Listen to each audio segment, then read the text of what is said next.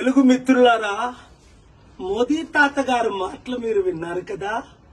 చంద్రబాబు గారు, బ్రదర్ పవన్ కళ్యాణ్, ఇది మనమే చేయాలి, మీరే చెయ్యాలి. అధికారంలో వచ్చినంత వరకు ఏమన్నారు?